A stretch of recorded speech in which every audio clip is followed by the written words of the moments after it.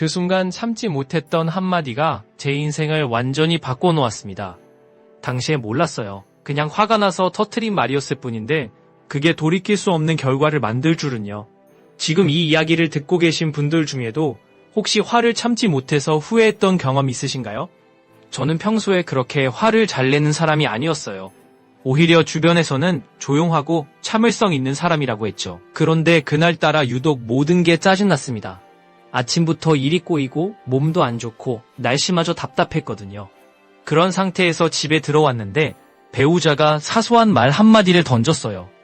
평소 같았으면 그냥 넘겼을 말이었는데 그날은 참을 수가 없었습니다. 그동안 쌓였던 감정들이 한꺼번에 터져 나왔어요.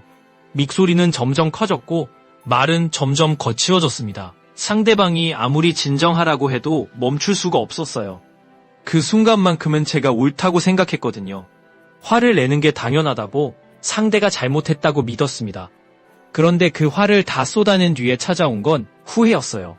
상대방의 표정이 완전히 굳어 있었습니다. 평소 같으면 금방 풀렸을 일인데 그날은 달랐어요. 며칠이 지나도 분위기가 풀리지 않았습니다. 그제야 알았죠. 제가 한 말들이 얼마나 상처가 됐는지를요. 화를 참지 못하면 가장 먼저 무너지는 건 관계입니다. 가족이든 친구든 직장 동료든 마찬가지예요. 한번 내뱉은 말은 다시 주워 담을 수 없거든요. 저도 그때 사과했지만 이미 상처는 깊어진 뒤였습니다. 상대방은 겉으로는 괜찮다고 했지만 예전 같지 않았어요. 말투도, 눈빛도, 분위기도 전부 달라졌습니다. 그게 얼마나 무서운 일인지 아세요? 한순간의 감정 폭발이 쌓아온 신뢰를 한 번에 무너뜨리는 거예요. 더 큰 문제는 화를 내는 습관이 반복된다는 점입니다. 처음엔 참다가도 한 번 터뜨리고 나면 그 다음부터는 더 쉽게 화를 내게 돼요. 뇌가 그 패턴을 기억하기 때문이죠. 화를 내면 일시적으로는 시원할 수 있습니다. 하지만 그 뒤에 오는 건 더 큰 공허함이에요. 저도 그랬거든요. 화를 낸 직후엔 후련하다가도 시간이 지나면 후회와 자책이 밀려왔습니다. 왜 그랬을까? 왜 참지 못했을까 하면서요. 그런데 그때는 이미 늦었어요. 관계는 금이가 있고 상대방의 마음은 이미 멀어진 뒤였으니까요. 화를 참지 못하는 사람은 결국 혼자 남게 됩니다. 주변 사람들이 하나둘씩 떠나가요. 처음엔 이해해주려 하지만 반복되면 지치거든요. 저도 그렇게 소중한 사람들을 잃었습니다. 그때는 상대방이 이해심이 없다고 생각했어요. 하지만 지금 돌이켜보면 문제는 제게 있었습니다. 제가 감정을 조절하지 못했고 그 대가를 치른 거죠. 화를 참지 못하면 건강도 망가집니다. 이건 단순히 기분 문제가 아니에요. 화가 날 때마다 우리 몸은 스트레스 호르몬을 분비하거든요. 심장 박동은 빨라지고 혈압은 올라가고 근육은 긴장합니다. 이런 상태가 반복되면 몸이 버틸 수가 없어요. 실제로 저도 그 시기에 혈압이 올라갔고 소화도 안 됐습니다. 밤에는 잠도 제대로 못 잤어요. 머릿속에서 그날의 일들이 계속 반복됐거든요.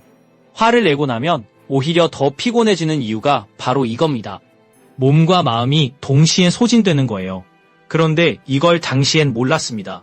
그냥 나이가 들어서 그런가 보다, 요즘 컨디션이 안 좋나 보다 생각했죠. 하지만 진짜 원인은 제 감정이었어요. 화를 조절하지 못하는 습관이 제 몸을 망가뜨리고 있었던 겁니다. 더 무서운 건 이런 상태가 오래 지속되면 회복이 어렵다는 점이에요. 한두 번은 괜찮을 수 있어도 쌓이면 병이 됩니다. 고혈압, 심장질환, 위장장애까지 연결될 수 있거든요. 저도 그때 건강검진에서 경고를 받았어요. 의사 선생님이 스트레스 관리를 하라고 하셨는데 그제야 정신이 번쩍 들었습니다. 이대로 가다간 정말 큰일 나겠구나 싶었거든요. 화를 참지 못하는 사람은 스스로에게도 상처를 줍니다. 화를 낸 뒤에 드는 감정이 뭔지 아세요? 후회, 자책, 수치심이에요. 왜 그랬을까? 나는 왜 이 모양일까 하면서 자신을 미워하게 됩니다. 저도 그랬어요. 화를 낼 때마다 스스로가 한심하게 느껴졌거든요. 이렇게 살면 안 되는데 왜 못 고치는 걸까 하면서요. 그런데 그럴수록 더 화가 쌓이더라고요. 자신에게 화가 나니까 그게 또 다른 사람한테 튀는 거예요. 악순환이 반복되는 겁니다. 화를 참지 못하는 습관은 결국 자존감을 무너뜨려요. 내가 나를 믿지 못하게 되는 거죠. 이 감정을 조절할 수 없는 나 자신이 부끄럽고 무능하게 느껴집니다. 그러면 점점 더 위축되고 사람들과의 관계도 티하게 돼요.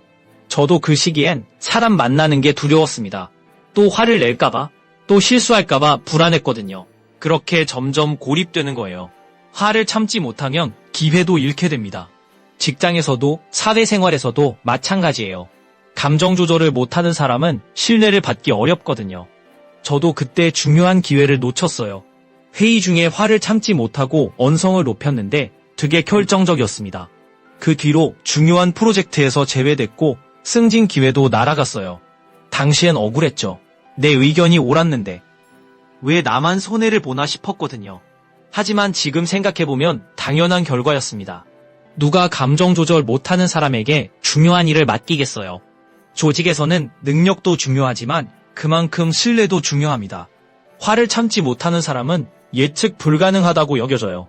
언제 또 폭발할지 모르니까 함께 일하기 부담스러운 거죠. 그렇게 기회는 점점 줄어들고 결국 뒤처지게 됩니다. 저도 그때 많은 걸 잃었어요. 인간관계, 건강, 기회, 자존감까지 전부요. 그제야 깨달았습니다. 화를 참는 건 억지로 참는 게 아니라 나를 지키는 일이라는 걸요. 화를 내는 순간은 시원할지 몰라도 그 대가는 너무 큽니다. 한 번 무너진 관계는 회복하기 어렵고 한 번 잃은 신뢰는 되찾기 힘들어요. 그리고 무엇보다 스스로에게 남는 상처가 가장 깊습니다. 저는 지금도 그때 일들을 떠올리면 가슴이 아파요. 왜 그랬을까? 조금만 참았으면 괜찮았을 텐데 하면서요. 하지만 시간은 되돌릴 수 없잖아요. 그래서 지금이라도 바꾸려고 노력하는 겁니다. 화가 날 때마다 한 번 더 생각하려고 해요. 이 화를 내면 어떤 결과가 올까? 정말 이게 최선일까? 하면서요. 쉽지 않습니다. 여전히 화가 치밀어 오를 때가 있거든요. 하지만 예전처럼 바로 터트리진 않아요. 잠깐이라도 멈추고 숨을 고르고 다시 생각합니다. 그게 저를 지키는 방법이라는 걸 이제는 아니까요. 여러분도 혹시 화를 참지 못해서 후회했던 순간이 있으신가요? 그때 만약 참았더라면 어땠을까요? 지금도 그 습관이 반복되고 있진 않으신가요?